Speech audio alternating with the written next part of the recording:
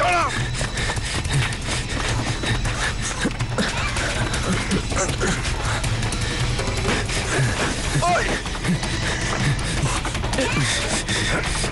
এই দাঁড়া, কোথায় পালাচ্ছিস? দাঁড়া দাঁড়া, এই ধরো ওকে। স্যার এই যে চেন। এটা কি? স্যার ছেড়ে দিন স্যার, এবারের মতো ছেড়ে দিন, দ্বিতীয়বার আর হবে না স্যার। হ্যাঁ, তুই আর কোনোদিন চুরি করবি না। তুই তো সাধু হয়ে গেছিস না? চল।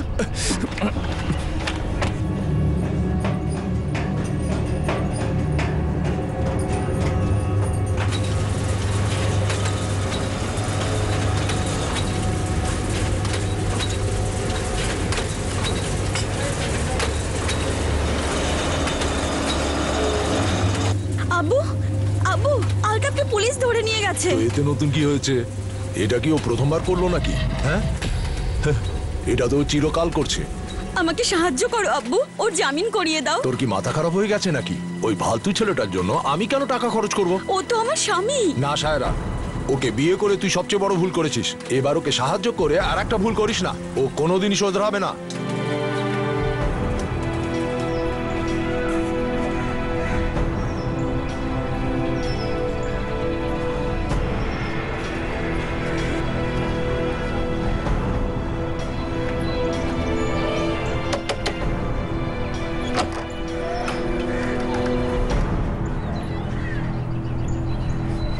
সায়রা, আমার কাছে এখন এত টাকা নেই মা। আমার দুটো বাচ্চা আছে আম্মি, আমি ওদের কিভাবে সামলাবো? আম্মি, অন্তত তুমি আমার কথাটা বোঝো। সায়রা, টাকাটা যদি কম হতো তাহলে আমি তোকে সাহায্য করতাম, কিন্তু টাকাটা যে অনেক মা। তুই তুই তোর আব্বুকে কেন বলছিস না? আমি ওনার সাথে কথা বলে এসেছি, উনি টাকা দেবেন না বলেছেন। তাহলে আমি তোকে কি করে সাহায্য করব মা? তুমি আমারও চিন্তা করো না, বাচ্চাদেরও চিন্তা করো না। কি দরকার ছিল আলতাফ চুরি করার? ভুল হয়ে গেছে সায়রা, আর কোনোদিন এরকম করবো না।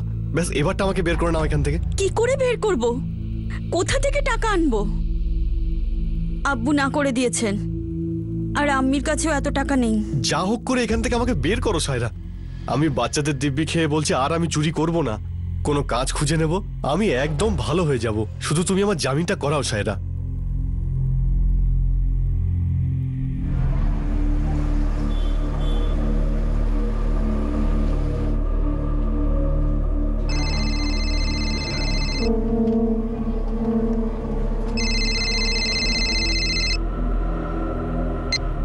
হ্যালো, সায়রা, রাত 10টার সময় আসতে পারবে তো? হ্যাঁ। কোথায় আসতে হবে? হোটেল গীতাঞ্জলিতে। ঠিক আছে।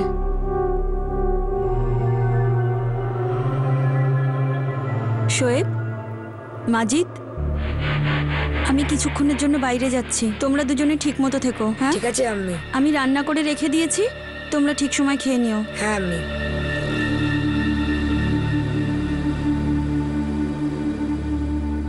একটা সুন্দর জীবনের জন্য সবচেয়ে সহজ রাস্তা হলো পরিশ্রম আর সততা।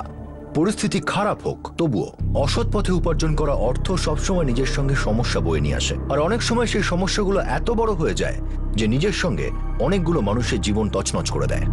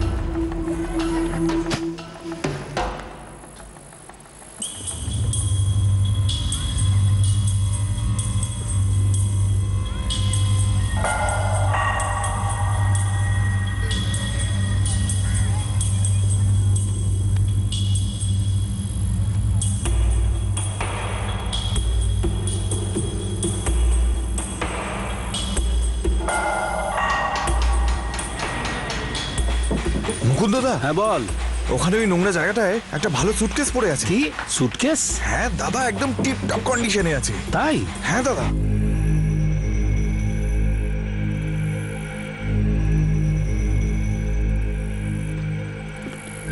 চল তুলে নিয়ে যাই, হয়তো এর মধ্যে কিছু দামি জিনিস থাকতে পারে। হ্যাঁ দাদা। ঠিক আছে চল। কিন্তু দাদা, হ্যাঁ? যদি ভেতরে অন্য কিছু থাকে তাহলে? মানে মানে আমি বলছি, যদি বোম টোম থাকে তাহলে? আয় দেখি। হ্যাঁ দাদা।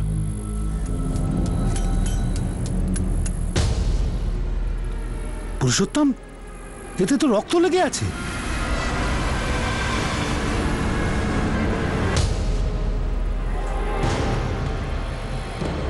শোনো, আর কিছু পাওয়া যায় কিনা দেখো।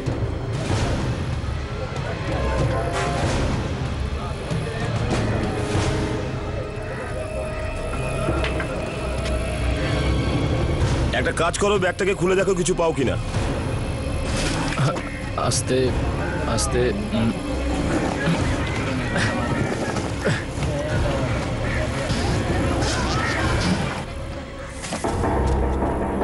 আরে এ তো একটা লাশ।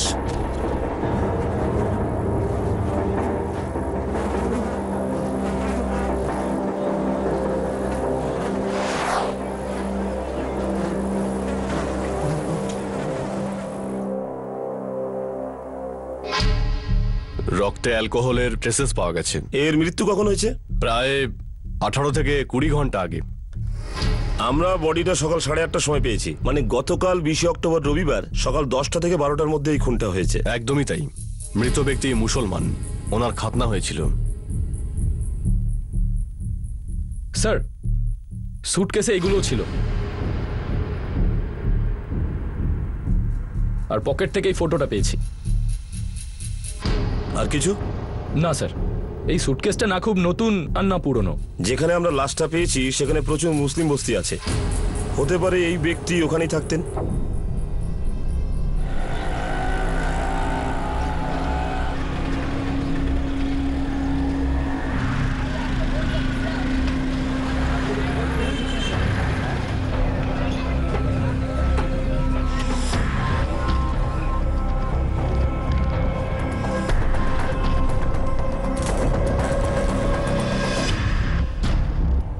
এটা তো কাদের নিয়াজ স্যার।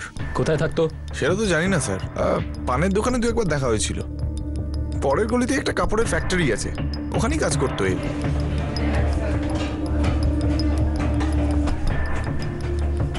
হায় আল্লাহ, আমি তো এটাই ভাবছিলাম আজ কাদের ভাই কাজে এলেন না কেন। এনার বাড়ি কোথায়? এই পেছনের বস্তিতে। ওনার বাড়ির নাম্বার হলো 43।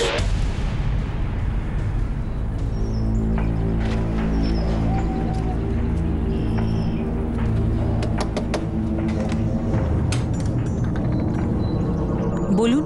কাদের নিয়াস? উনি আমার স্বামী। কি হয়েছে এনার? বলুন না, কি হয়েছে? আমরা ওনার লাশ পেয়েছি।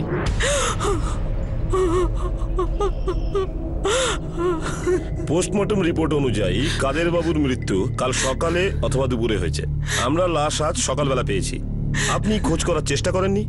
আপনার স্বামী কাল থেকে বাড়ি ফেরেনি, কোথায় গেছেন উনি? সাহেব, আমি ফোন করেছিলাম সকালে ওনাকে, কিন্তু ওনার ফোন বন্ধ আসছিল। সকালে? আপনার স্বামী কাল থেকে নিখোঁজ আর আপনি আজ ফোন করেছেন? অনেকবারই কাউকে না বলেও ওর আম্মির বাড়ি চলে যেত, সারা রাত ওখানেই থাকতো, আর পরের দিন ফিরে আসতো। ওনার ফোন নাম্বারটা কি? 444-678-78। কাদেরের আম্মি থাকেন কোথায়? আমাদের বাড়ি থেকে 2 গলি ছাড়িয়ে 3 নম্বর গলি। এনারা কারা? হে আলতাফ, আর এরা ওর 2 ছেলে, শোয়েব আর মাজিদ। এই আলতাফটাকে? আলতাফ আমার মেয়ে সায়রার স্বামী, সায়রাও 3য় বউ। শোয়েব আর মাজিদ আলতাফের আগের পক্ষের বউয়ের ছেলে। আপনার মেয়ে মানে কাদেরের মেয়ে? না সাহেব, সায়রা আমার প্রথম স্বামীর সন্তান। ও মারা গেছে, তারপর আমি কাদের নিয়াজের সাথে দ্বিতীয়বার নিকাহ করি। এই ফটো আমরা সেখান থেকেই পেয়েছি যেটাতে কাদেরের লাশ পাওয়া গেছে।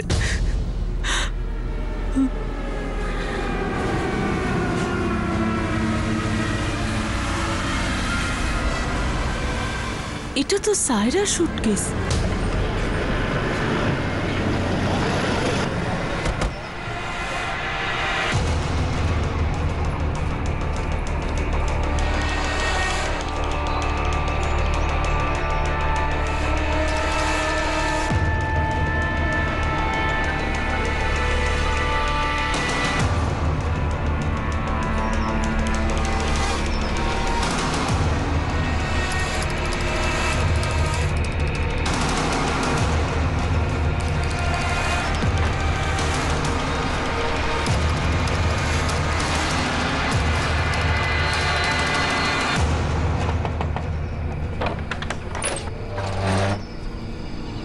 বলুন। কাদের নিয়াস আপনার ছেলে?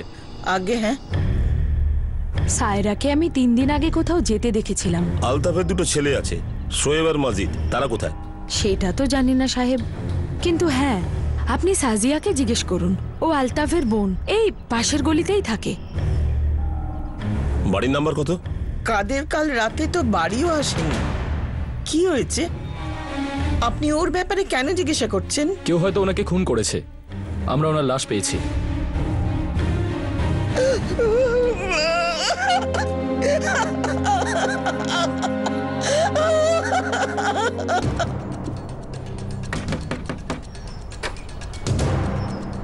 সাজিয়া, বলুন। আলতাফ কোথায়? ভাইজান তো সোয়েব আর মাজিদকে কাল দুপুরেই এখানে রেখে গেছে। কটার সময়? সোয়েব, আব্বু কাল তোদের কটার সময় এখানে ছেড়ে গেল? 1:30টার সময়। বাবা, তোমার আব্বু কোথায়? জানি না। বাবা, তুমি কি জানো তোমার আম্মি কোথায়? আমরা জানি না। সায়রা কোথায়? জানি না সাহেব। আমার আলতাফের মোবাইল নাম্বার চাই। 1 মিনিট।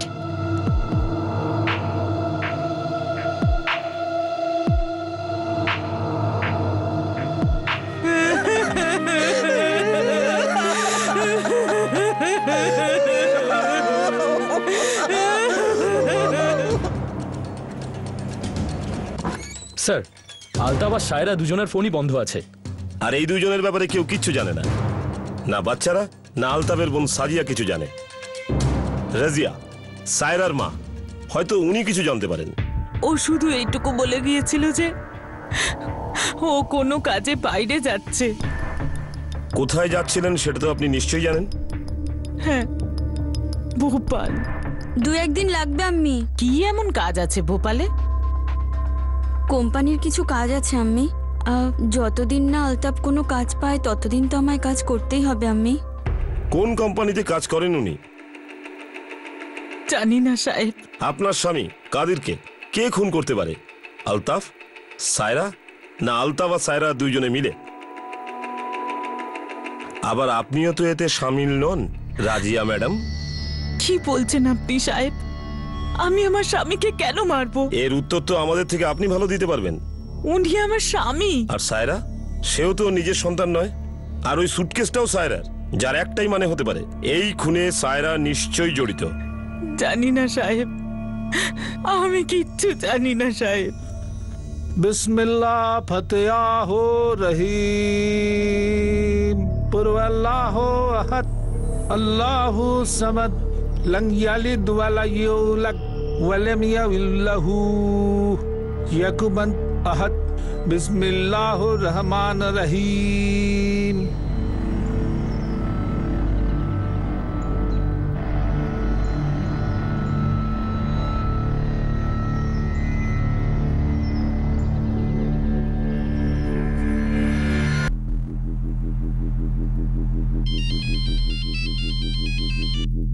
হ্যাঁ ইসমাইল। স্যার, আলতাফ একটা ছিনকে চোর স্যার।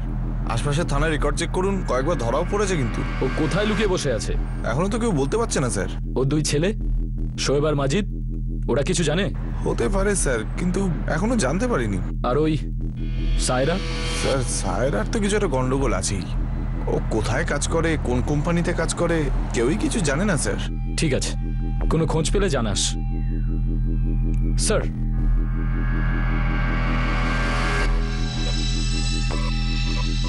এই আলতাব অনেকবার চেন স্ন্যাচিং করতে গিয়ে ধরা পড়েছে।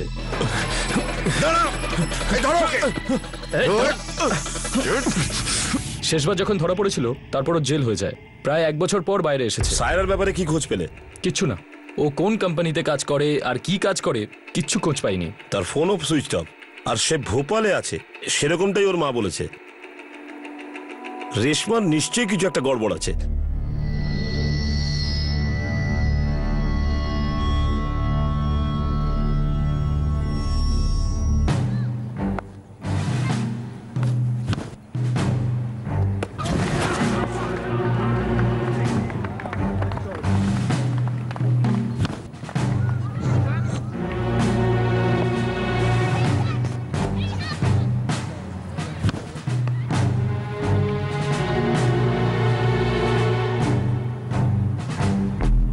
আমরা সেদিনও ক্রিকেট খেলছিলাম। তারপর তোমার আব্বু তোমাদের দুজনকে পিসির বাড়ি রেখে আসে।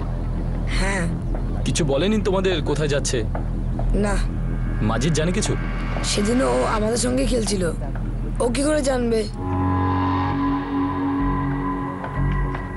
1 মিনিট, ও মাঝখানে একবার বাড়িতে গেছিল জল খেতে। মাজিদ তাড়াতাড়ি বলটা দে। মাজিদ কি করছিস ভাই? তাড়াতাড়ি বলটা দে আমাকে, তাড়াতাড়ি বলটা দে বলছি তো। কি করছিস বলতো? দাদা আমি একটু জল খেয়ে আসছি। তাড়াতাড়ি যা, যেই ফিল্ডিং করতে হয় অমনি বাড়ি আবার তাল করিস। শুধু ওইটুকু সময়ও আমার সঙ্গে ছিল না। তারপরে আমরা খেলতে লাগি, আর তারপর সুলতান মামা এলেন আর উনি আমাদের দুজনকে ডাকলেন। শোয়েব, মাজিদ, তাড়াতাড়ি চলো বাবা, আব্বু ডাকছেন তোমাদের। হ্যাঁ মামা যাচ্ছি, আর আধ ঘন্টা এই ব্যাটিংটা করেই যাচ্ছি। না বাবা, আব্বুর খুব দরকার। চলো তাড়াতাড়ি এসো, চলো চলো। চল ভাই। এই সুলতানটাকে? আম্মির মামাতো ভাই। তাহলে সেও কি সেদিন তোমাদের বাড়িতে এসেছিল? হ্যাঁ, সুলতান মামা আর মুক্তার দাদু দুজনেই সেদিন আমাদের বাড়িতে এসেছিল। মুক্তার দাদু? সে কে? আম্মির মামা।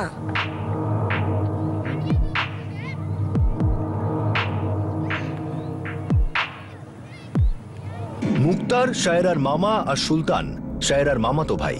এবার এই দুটো নাম সামনে এলো। এতক্ষণ আলতাফকেই মুখ্য অভিযুক্ত ধরা হচ্ছিল, আর সেই সঙ্গে শায়রার উপরেও সন্দেহ করা হচ্ছিল, কারণ লাশটা তার সুটকেস থেকেই পাওয়া যায়। আর এবার এই দুটো নাম সামনে এসেছে। এটা কি কোনো প্ল্যান মার্ডার ছিল? এই খুনটার আসলে উদ্দেশ্য কি ছিল? আর রাজিয়া কি এই ব্যাপারে কিছু জানতো? মুক্তার আমার খুঁড়তুতো ভাই, আর সুলতান ওরই ছেলে। ওরা গ্রাম থেকে এসেছিল। ওই দুইজন 20 অক্টোবর আলতাফ আর সায়রার বাড়িতে ছিল। এই দুইজন আলতাফের বাড়িতে কি করছিল জানি না সাহেব, ওরা প্রায়ই ওখানে আসতো। এই মুহূর্তে কোথায় ওরা? জানি না সাহেব। আপনার স্বামী রবিবার সকালে কোথায় ছিল সেটা আপনি জানেন না। আপনার মেয়ে কোথায় কাজ করে সেটা আপনি জানেন না, যার এখনো কোনো খোঁজ পাওয়া যায়নি। আপনার জামাই আলতাফ, সে কোথায় তাও আপনি জানেন না। আপনার ভাই মুক্তার ও তার ছেলে সুলতান কোথায় তাও আপনি জানেন না। আপনি তো কিছুই জানেন না। সত্যি কি আপনি কিছু জানেন না, নাকি সত্যিটা লুকোনোর চেষ্টা করছেন রাজিয়া ম্যাডাম? আমি কিচ্ছু লুকোচ্ছি না সাহেব, আমি সত্যি কিছু জানি না। মুক্তার আর সুলতান 16 তারিখে আমার বাড়ি এসেছিল। আমার স্বামী কাদের ওদের এখানে আসা পছন্দ করতো না, ও ওদের পছন্দই করতো না। উনি ওদের দুজনকে এখান থেকে চলে যেতে বলেন। তোমরা গ্রামের থেকে এখানে আসো কেন? কাজকর্ম তো কিছুই করো না, শুধু এখানে চলে আসো ফোকটে খাবার জন্য। এটা কিরকম কথা বলছো কাদের ভাই? রাজিয়া আমার বোন। কিন্তু এই ঘর আমার কামাইয়ে চলে, তোমার বোনের কামাইয়ে চলে না, বুঝলে? কি সব কথা বলছো তুমি? ভাইজান 2-4 দিন থেকে চলে যাবে। না, এরা দুজন আজই এখান থেকে যাবে। এদের মুখ দেখতেও আমার ভালো লাগে না। 1 নম্বরের ফালতু আর ফাঁকিবাজেরা। আর হ্যাঁ, সন্ধেবেলা ঘরে ফিরে এসে এই দুজনকে যেন আর না দেখতে পাই।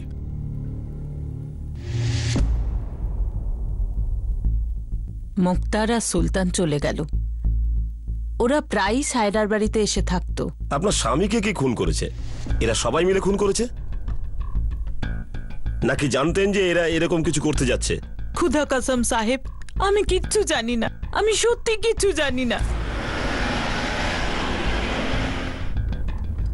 স্যার কাদিরের মোবাইলে শেষ কল 20 অক্টোবর সকাল 9:30 এসেছিল। কোথা থেকে? কাছাকাছি কোনো পিসিও থেকে। পিসিও থেকে? দেশপান্ডে, এটা প্ল্যান মার্ডার।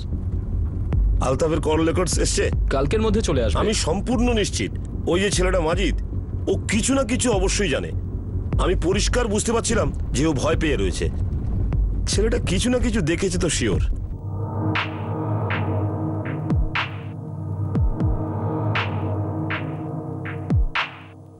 স্যার ও ক্রিকেট খেলতে খেলতে মাঝখানে একবার বাড়ি গেছিল জল খেতে। হয়তো তখনই কিছু দেখে ফেলেছে।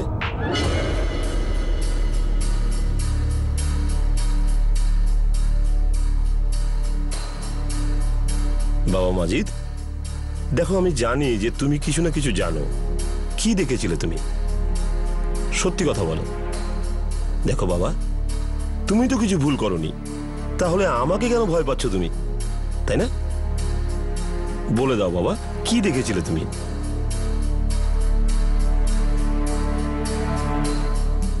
আচ্ছা, তোমার দাদু কাদির নিয়াজ তখন কি তোমাদের বাড়িতে ছিল তোমার আব্বুর সাথে? যখন তুমি জল খেতে বাড়িতে এলে তখন কি তুমি ওনাকে দেখেছিলে?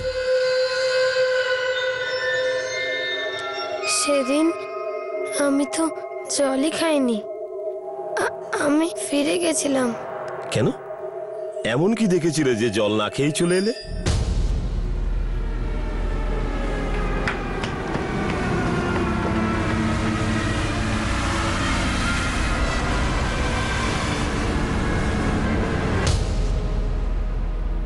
ভয় পেও না বাবা, বলে দাও কি দেখেছিলে তুমি?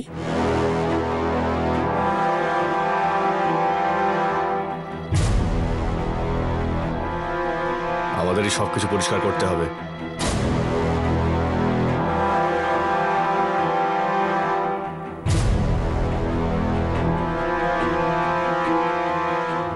দেখো বাবা, তুমি তো কোনো ভুল করনি, তুমি তো শুধু সত্যি কথা বলেছো, তাই না?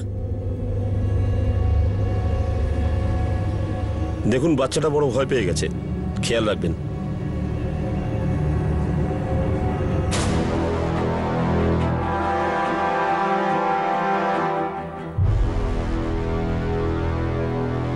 এ ব্যাপারটা তো পরিষ্কার যে খুনের পিছনে আলতাফেরই হাত আছে। শুধু এটুকুনি জানা দরকার যে ওর সাথে কে কে ছিল, আর এই খুনের পিছনে ওর উদ্দেশ্যটা কি। হ্যালো, হ্যাঁ ঠিক আছে স্যার। সায়রা ভোপাল থেকে ফিরে এসেছে, ও পুলিশ স্টেশনে আছে।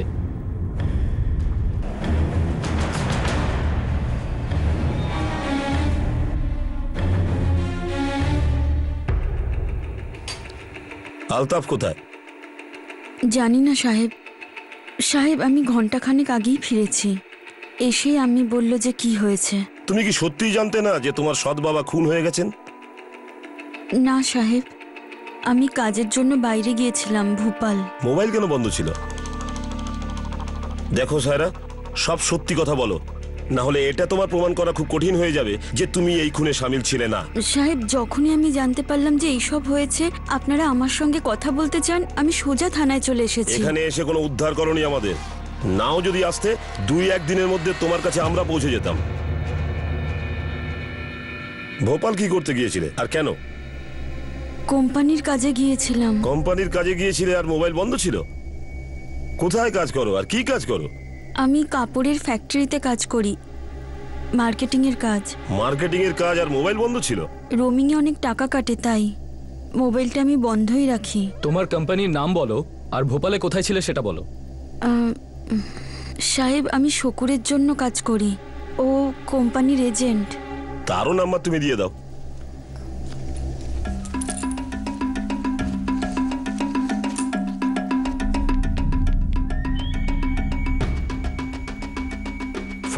ফোর 89765। ভোপালে কোথায় ছিলে? Blue moon lodge.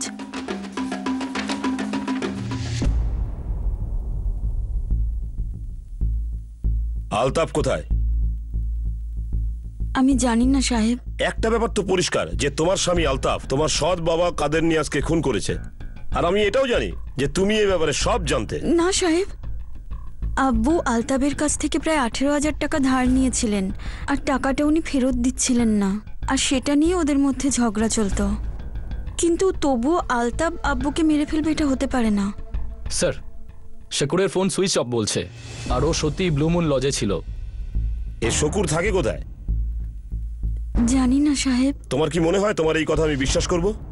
সাহেব সত্যি আমি জানি না। শকুরের সাথে কাজ করো আর সে কোথায় থাকে সেটা তুমি জানো না? ঠিক আছে, এখন তুমি যেতে পারো, কিন্তু দ্বিতীয়বার দরকার পড়লে তোমাকে পুলিশ স্টেশনে আসতে হবে।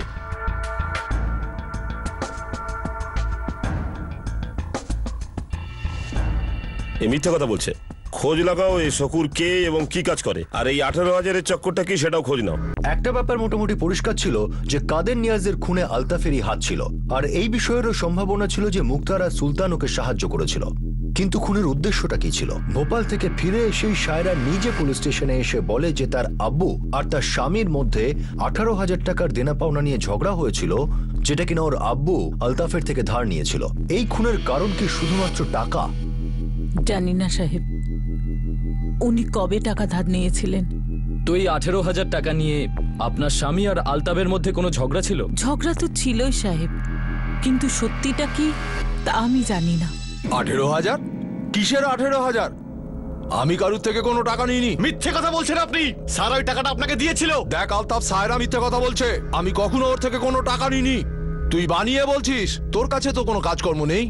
আরে বউয়ের পয়সায় খাস তুই? পুরুষ হলে পুরুষের মতো বাঁচতে শেখ। ভালো একটা কাজ খুঁজে নিয়ে নিজের বউ বাচ্চার দেখাশোনা কর। চল যা।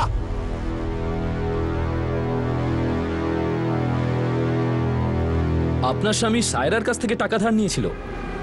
জানি না সাহেব, আলতাফ কিন্তু এরকমই বলেছিল। তুমি এটা বলেছিলে যে তোমার আব্বু তোমার স্বামীর কাছ থেকে 18,000 টাকা ধার নিয়েছিলেন? না, মানে উনি আমার কাছ থেকে টাকাটা নিয়েছিলেন। স্যার,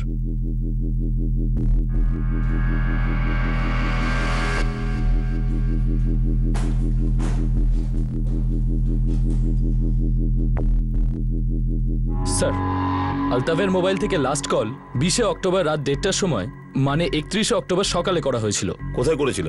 লখনৌ। লখনৌতে কাকে? জালালউদ্দিন। ও লখনৌতেই থাকে। লখনৌ পুলিশকে ইনফর্ম করো এই জালালউদ্দিনের ব্যাপারে ডিটেল ইনফরমেশন আমার চাই। হ্যাঁ স্যার।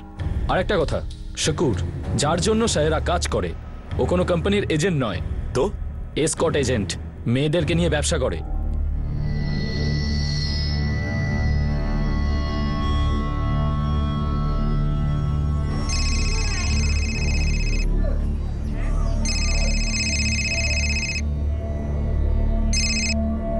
হ্যালো, হ্যাঁ জালালউদ্দিন?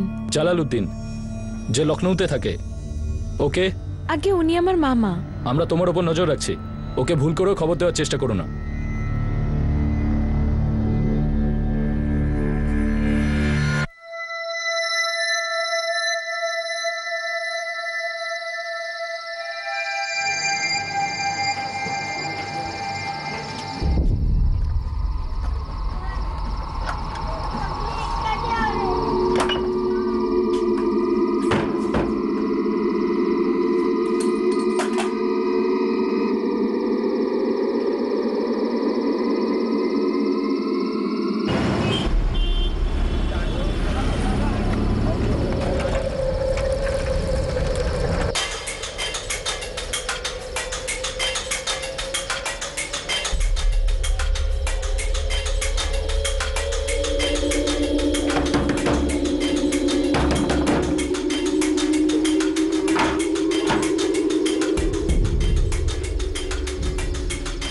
জালালউদ্দিন। আরে আপনারা কারা? শুনুন।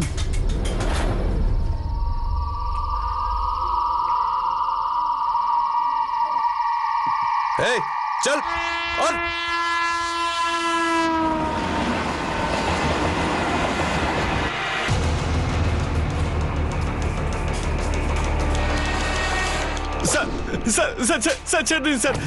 আমি সব বলছি স্যার, সব বলছি স্যার।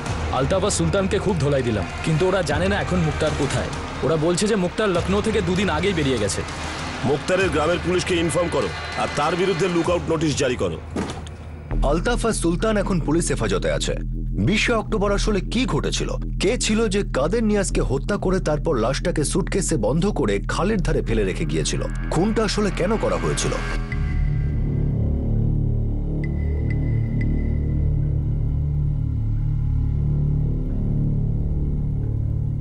আলতাফ, তুমি কাদের নিয়াজকে খুন করেছো?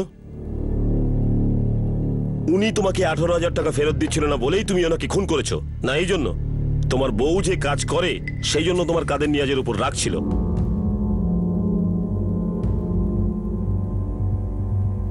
তুমি আমার আর বাচ্চাদের চিন্তা করো না। কি দরকার ছিল আলতাফ চুরি করার? আমি বাচ্চাদের দিব্যি খেয়ে বলছি আর আমি চুরি করব না, কোনো কাজ খুঁজে নেব, আমি একদম ভালো হয়ে যাব। শুধু তুমি আমার জামিনটা করাও সায়রা। হ্যালো, রাত 10টার সময় আসতে পারবে তো? হ্যাঁ, কোথায় আসতে হবে? সায়রা ওর আব্বুকে আমার জামিনের জন্য 18,000 টাকা দিয়েছিল, আর ও সেই টাকাটা রেখে দেয় আর আমার জামিনও করায়নি। সায়রা তো নিজেই তোমার জামিনের জন্য সাহায্য চাইছিল, তো ওর কাছে এত টাকা কোথা থেকে এলো?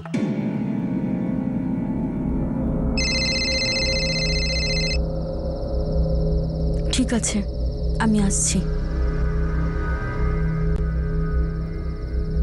কোথায় যাচ্ছ? কাজে। তুমি এমন কি কাজ করো যে এত রাতে বাইরে যেতে হয়? জরুরি মিটিং আছে আলতাফ, না বলতে পারি না। তুমি তোমার কাজ শুরু করে দাও, আমি এই কাজটা ছেড়ে দেব। জেল থেকে 1 বছর পরে বাইরে আসি, কাজ খুঁজছিলাম। আমি তো এটা জানতামই না যে সায়রা কি কাজ করে, কিন্তু এই রাতে আমি সব জানতে পারি। চলো, তোমায় বাড়ি পৌঁছে দিচ্ছি।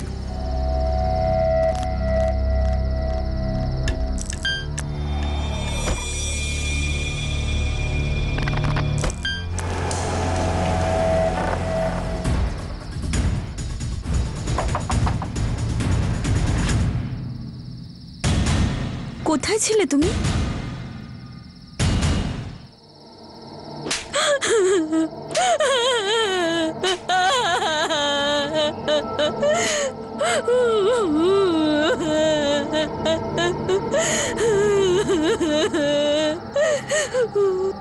আমি কি করতাম আলতাফ? আব্বু সাহায্য করেনি, তুমি পাল্টাতে চেয়েছিলে আর আমি তোমাকে বাইরে বের করে আনতে চেয়েছিলাম। আমি বুঝতে পারছিলাম না আমি কি করব। আরে কিন্তু এইসব করে তুমি কি পেলে? আমার তো জামিনও হলো না। আমি আব্বুকে 18,000 টাকা দিয়েছিলাম তোমার জামিনের জন্য, কিন্তু উনি কিচ্ছু করেননি। শালা তোর বাপকে তো আজকে আমি... তুমি কোথায় যাচ্ছ? কোথায় যাচ্ছ তুমি? ছাড় তুই আমাকে। তোর বাপকে আজকে আমি জানি মেরে দেবো, তুই দেখে নিস। তুমি পাগল হয়ে গেছো? আলতাফ, আমাদের 2টো বাচ্চা আছে। আলতাফ, মাথা ঠান্ডা করো, তুমি কাজ করতে শুরু করো। আমি এইসব কাজ ছেড়ে দেবো। সারাটা জীবন সামনে পড়ে আছে আলতাফ, আর আমি চাই না আমার এই কাজটা সবাই জানুক। আমি তোমার কাছে হাত জোর করছি আলতাফ। আলতাফ, আমি হাত জোর করছি, ভুলে যাও। দেখো, ভুলে যাও ওই সমস্ত টাকার কথা। তুমি কাজ খোঁজো, আর তুমি কাজ করতে শুরু করলেই আমি এই সমস্ত কাজ ছেড়ে দেবো আলতাফ। আমি এই সব কাজ ছেড়ে দেবো।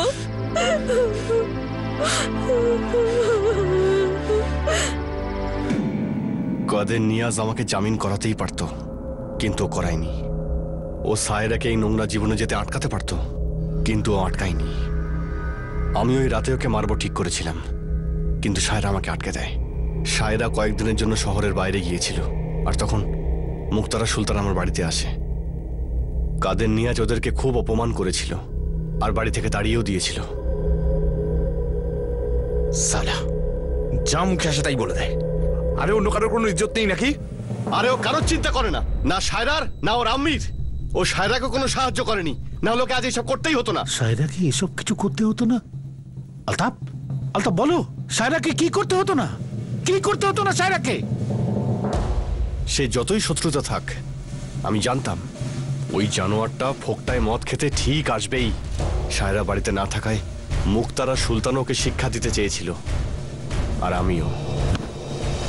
মাজিদ, তাড়াতাড়ি বলটা দে। মাজিদ, কি করছিস ভাই? তাড়াতাড়ি বলটা দে আমাকে, তাড়াতাড়ি বলটা দে বলছি তো।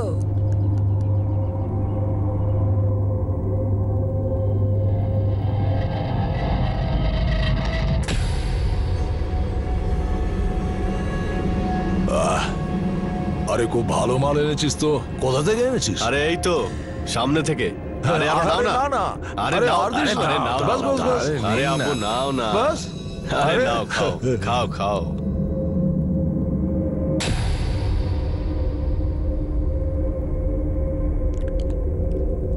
আরে আব্বু আরেকটু নাও না, আরে আরে না। নাও নাও নাও, খাও বাস বাস, আরে আলতাফ, খাও, আরেকটু অনেক- খাও খাও। বাস অনেক অনেক দিয়েছিস,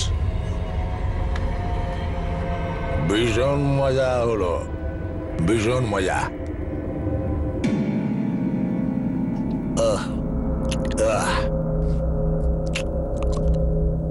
শোন, এবার কোনো ভালো দেখে একটা কাজ খুঁজে নে। কতদিন বউয়ের পয়সা খাবি বলছো? হ্যাঁ, আরে পুরুষ হ, পুরুষ।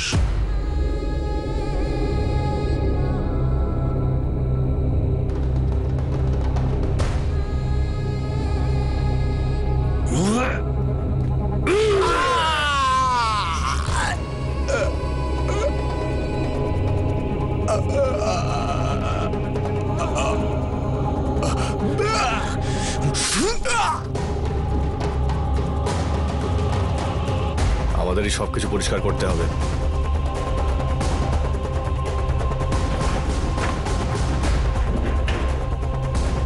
আরে আব্বু তাড়াতাড়ি করো না। রাত পর্যন্ত লাশটাকে লুকিয়ে রাখতে হবে, তারপর ঠিকানা লাগিয়ে দেবো।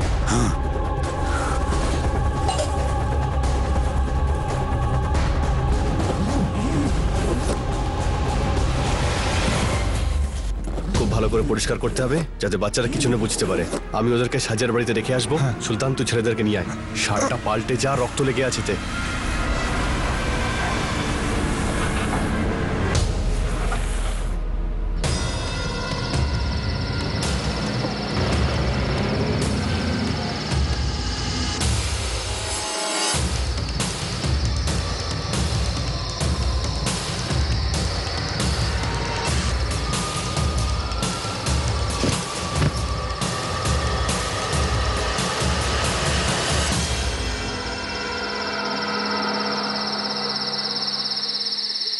আমি মিথ্যে বলে বন্ধুর কাছ থেকে অটো নিয়ে আসি সুটকেসটাকে ওইখানে ফেলার জন্য।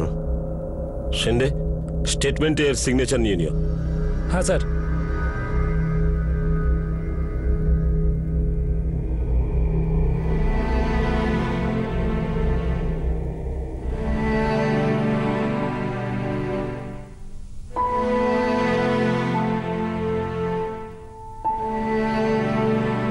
জানি না বাবা তোদের আব্বু কবে আসবে, কিন্তু তোদের আম্মি এসে তোদের বাড়ি নিয়ে যাবে।